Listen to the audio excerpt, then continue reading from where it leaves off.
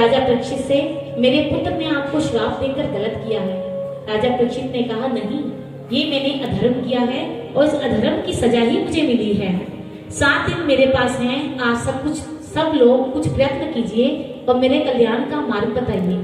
किसी ने कहा नव दुर्गा का पाठ करवा लो, किसी ने कहा महामृत्युंजय मंत्र करवा लो, लेकिन इन सब कार्यों के लिए ज्यादा समय की जरूरत थी। कुछ बात ये भी थी कि कोई भी 7 दिन में मुक्ति की गारंटी नहीं दे रहा था कि हम मुक्ति दिलवा देंगे। उसी समय जब भगवान ने ये देखा कि राजा परीक्षित को कोई कल्याण का मार्ग नहीं दिख रहा, तो भगवान ने सुखदेव मुनि को कहा, कहते हैं भाग जगत में ये कथा आती है, वैसे उसमें नहीं है, भागवत ग्रंथ में ये कथा नहीं है, भाग जगत में ये कथा आती है। किसी संत ने कहा कि भगवान ने सुखदेव मुनि से कहा, तुम जाओ और मेरे भक्त के कल्याण का कुछ मार्ग करो, कुछ उपाय करो।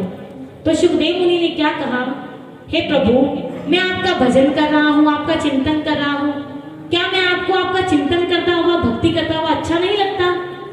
भगवान ने कहा, मेरे भक्त का मरण खतरे में है, तुम जाओ उसका कल्याण करो। तो सुखदेव मुनि ने कहा, इसका तो जन्म भी खतरे में था, तब तो आप ब्रह्मास्त्र, जब इस पर ब्रह्मास्त्र चलाया गया था उत्तरा के गर्भ में, तब इसका जन्म भी खतरे में था, तब तो आप जल्दी जल्दी दौड़े सुदर्शन चक्र लेकर चले गए थे इसकी जान बचाने। तो अब मरण खतरे में है तो अब भी चले जाओ ना, और मुझे क्यों तंग कर रहे हो? क्या मैं आपको अच्छा नहीं लग रहा भक्ति करते हुए? तो भगवान ने कहा, उस समय किसी ब्राह्मण का अग्निबाण था, अग्निबाण को सुदर्शन चक्र ही काट सकता था, और इस समय किसी ब्राह्मण का शब्द बाण है, शब्द बाण ही मार सकता है। शब्द बाण को मारने वाला सुदर्शन चक्र नहीं है, इसे कोई ब्रह्मवेता, तत्ववेता ही काट सकता है, इसलिए आप वहीं पर अभी जाओ। कहते हैं अनपेक्षित रूप से वहां एक घटना घटी और सुखदेव जी का वहां पर आना हुआ। कहते हैं सुखदेव जी वहां पर चलकर नहीं आए, वहां पर प्रकट हुए, क्योंकि वो भगवान श्री कृष्ण का अवतार ही थे, नंद नंदन भगवान स्वयं थे। सुंदर सुंदर उनकी तीखी तोते जैसी नासिका, बड़ी बड़ी जटाएं। कहते हैं सुखदेव मुनि हमेशा 15 वर्ष के ही दिखा करते थे, बड़े सुंदर, परम सुंदर थे।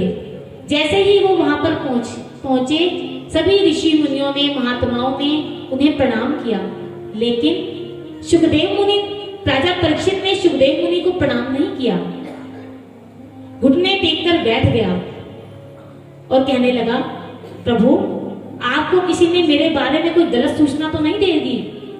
मैं यहाँ पर वैरागी और सन्यासी होकर नहीं आया हूँ, मैं पाप से श्रापित होकर आया हूँ, मुझे पाप लगा है, मैंने अधर्म किया है, मुझे पाप लगा है।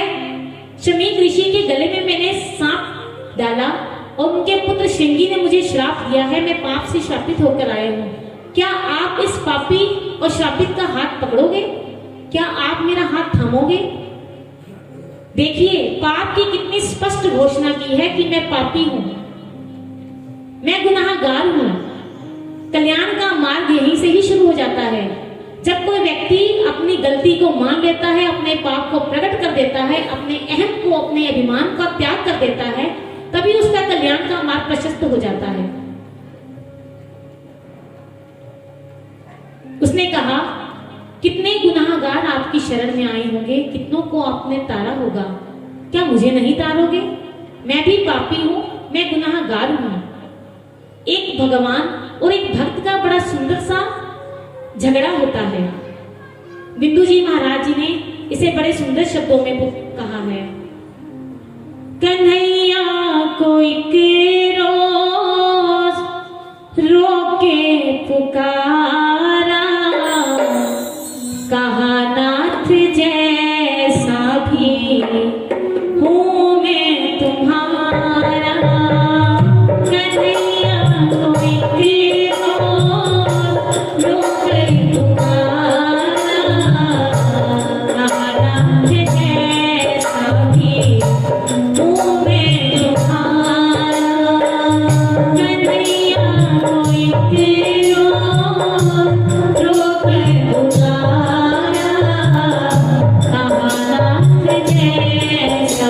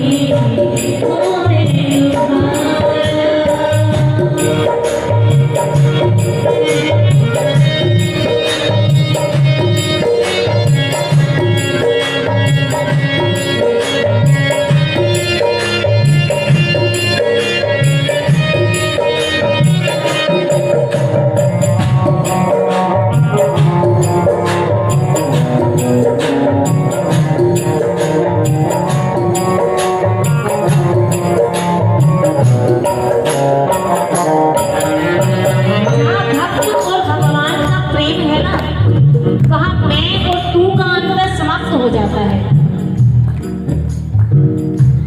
भगवान क्या कहते हैं? वो बोले परेशान वो तेरी बहस से, वो बोले परेशान वो तेरी बहस से, मैं बोला कि कह दो मुझे ना कहना, मैं बोला कि कह दो मुझे ना कहना, कन्हैया कोई रो रो रे पुकारा, कहाना जैसा भी तुम्हारा।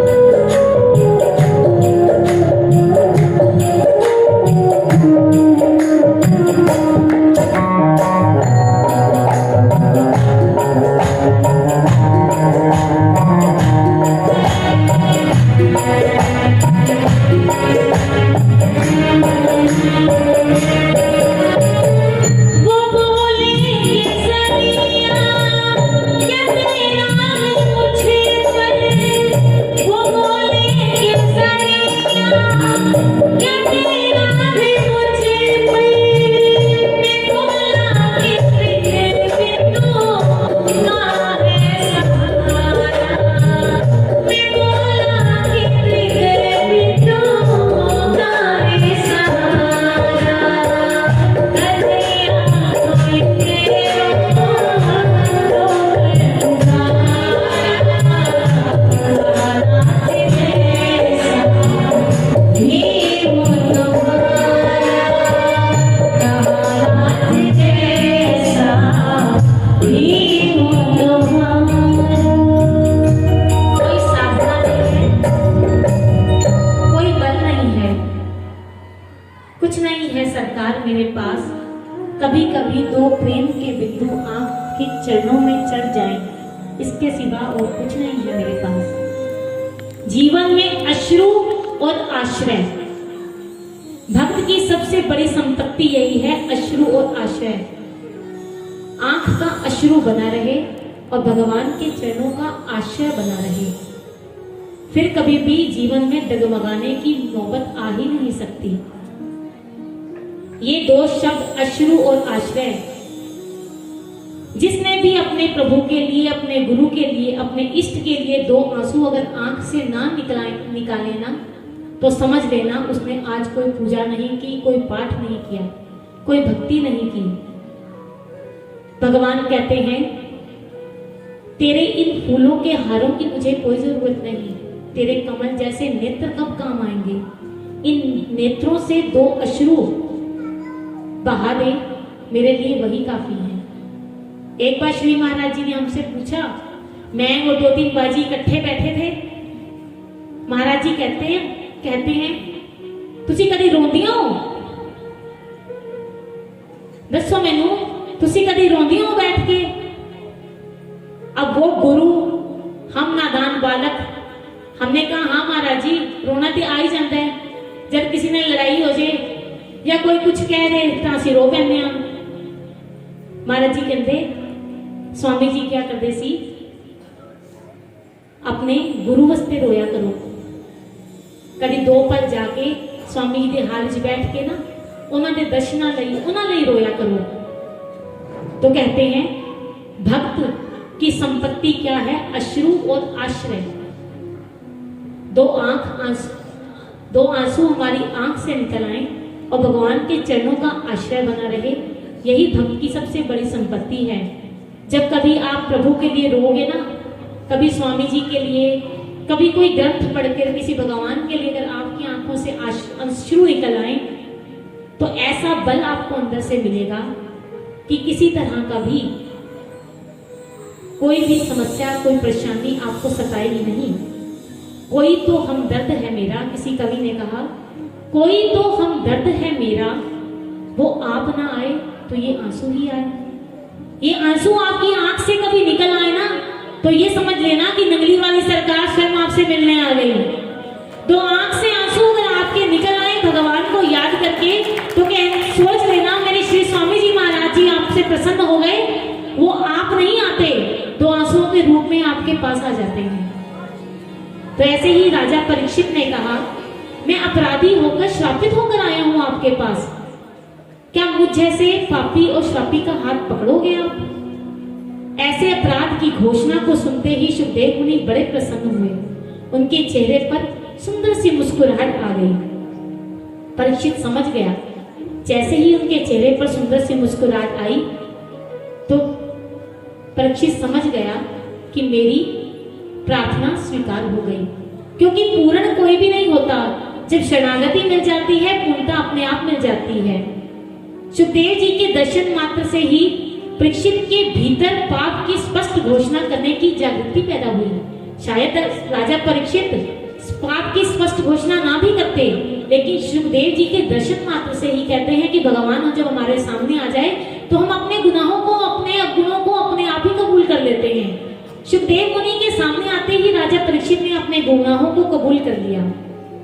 एक ऐसी ही छोटी सी घटना है। कलकत्ता में रामकृष्ण परमहंस की कथा हुआ करती थी। कीर्तन होता था, बड़े श्रद्धालु, बड़े जिज्ञासु वहां आते थे उनकी कथा को सुनने के लिए। सैकड़ों लोग उनसे जुड़े हुए थे। तो एक बदनाम व्यक्ति भी वहां आता था कथा को सुनने के लिए। अब जो वहां रामकृष्ण परमहंस के भक्त थे उनके अपने, वो रोज देखते थे कि एक व्यक्ति जो शहर में बड़ा बदनाम है वो कथा सुनने आता है। तो उनसे ये बात देखी नहीं गई। वो रोज आता और वो रोज देखकर उसे मन ही मन कुड़ते रहते थे। उन्होंने रामकृष्ण परमहंस जी से शिकायत कर दी कि एक व्यक्ति जो सूदखोरी करता है, बेईमानी करता है, कोई ऐप ऐसा नहीं जो उसके अंदर ना हो, वो यहाँ कथा सुनने आता है। हमें अच्छा नहीं लगता वो जो कथा में बैठता है। तो रामकृष्ण परमहंस जी ने उसे बुलाया और उससे पूछा, तुम कथा में आते हो? उसने कहा हाँ। तो उन्होंने कहा कि तुम ये सब काम करते हो, सूदखोरी, बेईमानी सब काम करते हो। उसने स्वीकार कर दिया, हाँ मैं ये सब कुछ करता हूँ। तो रामकृष्ण जी ने कहा, तो फिर कथा का क्या प्रयोजन है? जब तुम सब कुछ ये करते हो तो फिर कथा में क्या करने आते हो? कथा का क्या प्रयोजन है तुम्हारे लिए? तो उसने कहा, आप मेरी एक बात सुन लीजिए। रामकृष्ण जी ने कहा, बोलो। उसने कहा, कुछ दिन पहले मैं गंगा के किनारे किनारे सैर करने जाया करता था। जब मैं सैर करने जाता था तो वहां धरती बड़ी उबड़ खाबड़ थी, समतल नहीं थी, कहीं पत्थर थे, कहीं कंकड़ थे। मैं रोज वहां सैर करने जाया करता था। कुछ दिनों बाद वर्षा का जब मौसम आया तो बरसात हुई, तो मैंने सैर पर जाना बंद कर दिया। 2 महीने बरसात रही, मैं सैर पर नहीं गया। 2 महीने बाद जब मैं सैर करने के लिए गया, इतनी बरसात हुई थी, इतनी बरसात कि बाढ़ में उस धरती को, गंगा जी में बाढ़ आई और उस सारी धरती को समतल कर दिया। और जब मैं सैर करने गया, ना वहां उबड़ खाबड़ जगह थी, ना कंकड़ थे, ना पत्थर थे, सब जगह समतल हो चुकी थी। तो रामकृष्ण जी ने कहा, मैं तुझसे क्या बात पूछ रहा हूं, तू जवाब क्या दे रहा है? उसने कहा, गंगा जी की बाढ़ आई और सारी धरती समतल हो गई। मैं भी चाहता हूं, मैं कथा सुनने आता हूं, मैं चाहकर भी सूदखोरी बेईमानी नहीं छोड़ पा रहा। मैं चाहता हूं भीतर से कि ये सब गलत काम मैं छोड़ दूं, लेकिन छोड़ नहीं पा रहा। मुझे उस गंगा जी का दृश्य देखकर एक आश्वासन मिला, ना जाने आपकी आंखों से कब करुणा की बाढ़ आए और मेरे ये सारे ऐब मुझसे छूट जाएं। मैं इसलिए कथा श्रवण करने आता हूँ, आपकी कृपा का पात्र बनना चाहता हूँ। आप मुझ पर करुणा कीजिए, मेरा जीवन भी समतल हो जाए। तो इसलिए राजा परीक्षित, संत के सामने जब हम जाते हैं तो हम अपने आप ही अपने गुनाहों को, अपने पापों को स्वीकार कर लेते हैं। लेकिन उसने स्वीकार किया, मेरे जीवन में गड्ढे हैं, उबड़ खाबड़ है। जब इंसान स्वीकार कर लेता है तो संत के आंखों से करुणा की धार बह जाती है और उसका जीवन सफल हो जाता है। हमें अपनी इस प्रसंग से क्या शिक्षा मिलती है? हमें अपने गुनाहों को, अपने पापों को, अपने अवगुणों को स्वीकार करना चाहिए। कई बार हम अपनी गलतियों पर पर्दा डालते हैं। पर्दा ना डालने की बजाय हमें अपनी गलती को स्वीकार करना चाहिए। अब राजा परीक्षित सुखदेव मुनि के चरणों में अपने पाप को, अपने गुनाहों को स्वीकार कर लेते हैं, फिर उनके चरणों में माथा टेकते हैं, उनके चरणों में अपने मस्तक को नवाते हैं। राजा परीक्षित कहते हैं, हे प्रभु, मेरी मृत्यु का समय निकट है, आप मेरे कल्याण का मार्ग बताइए, मेरा कल्याण कैसे हो सकता है? तो उन्होंने कहा, जीवन का फल केवल भजन है, जीवन का फल, जीवन का सार केवल भगवान का भजन और भगवान का नाम ही है। तो उन्होंने कहा, मैं तुम्हें श्रीमद् भागवत कथा का श्रवण करवाऊंगा, जिससे तुम्हारा कल्याण जल्दी ही हो जाएगा। 7 दिनों में तुम मुक्ति को प्राप्त हो जाओगे और भगवान के धाम को चले जाओगे। अब कई लोग यहाँ पर तर्क करते हैं कि राजा परीक्षित जैसा धर्मात्मा संग दोष के कारण अपराधी हुआ, संग किया कलयुग का। इसका मतलब कि संग दोष ही हमें पापी और धर्मात्मा बनाएगा। ये तो हुई एक बात। दूसरी बात ये हुई कि कई लोग ये तर्क करते हैं कि जब राजा परीक्षित का जन्म हुआ था, ये बात तो तभी तय हो चुकी थी कि तक्षक सांप के काट इसकी मृत्यु होगी। तो राजा परीक्षित ने इसलिए ये इल्जाम अपने सिर पर लिया कि कलयुग के मनुष्यों को ये भागवत कथा मिल सके। कई बार महापुरुष बड़े बड़े इल्जाम अपने सिर पर इसलिए ले लेते हैं कि कलयुग के मनुष्यों का उद्धार